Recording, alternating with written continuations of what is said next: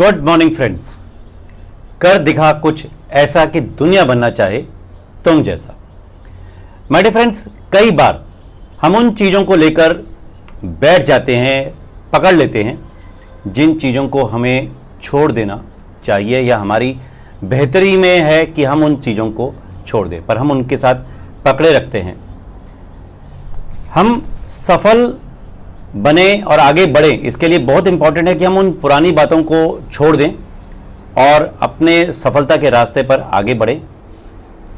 इस आवश्यक परिवर्तन या चेंज कहूं जिसको मैं, वो पॉसिबल है अगर हम केवल एक विचार यानी एक सोच रखें कि मुझे इन चीज़ों को लेट गो करना है, छोड़ना है। पुराने तरीके और पुरानी बातों को आज ही लेट गो कीजिए, छोड़ दीजिए।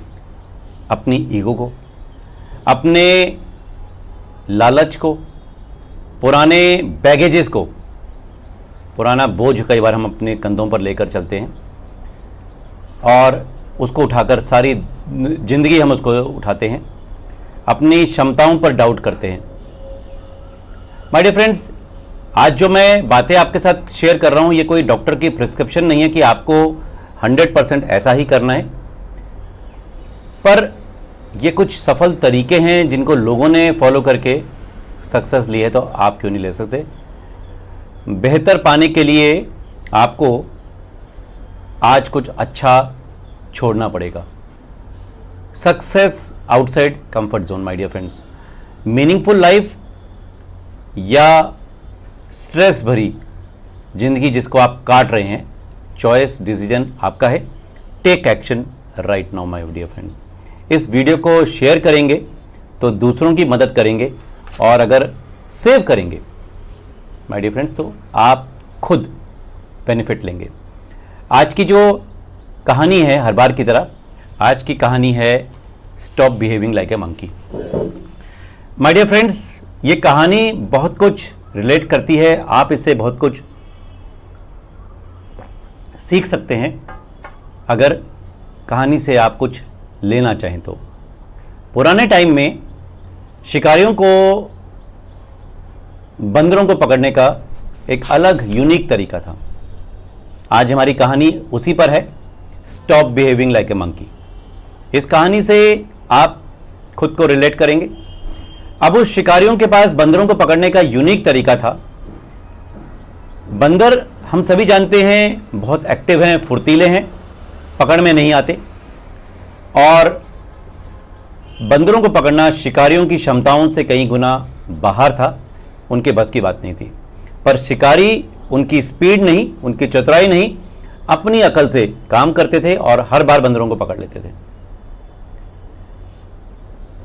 क्या कारण था?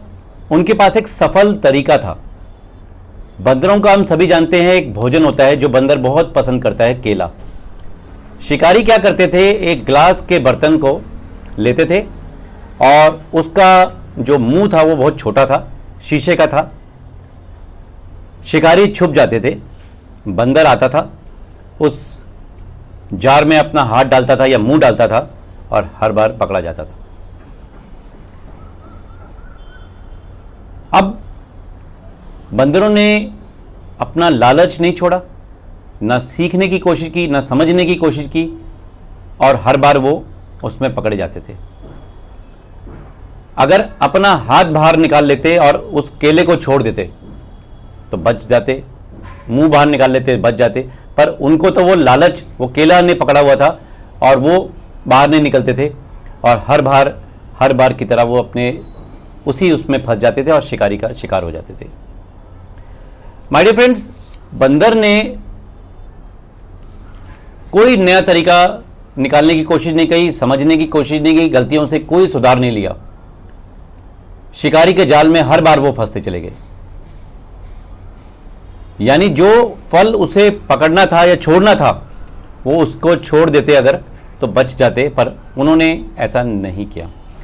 हमारी जिंदगी में भी हम पुरानी चीज़ों को पकड़ कर रखते हैं, छोड़ते नहीं हैं, लेट गो नहीं करते। उसने ऐसा कहा, मेरे साथ ऐसा हुआ तो हुआ। माय डियर फ्रेंड्स, आज में जिए, उसको पुरानी चीज़ों को लेट गो करें।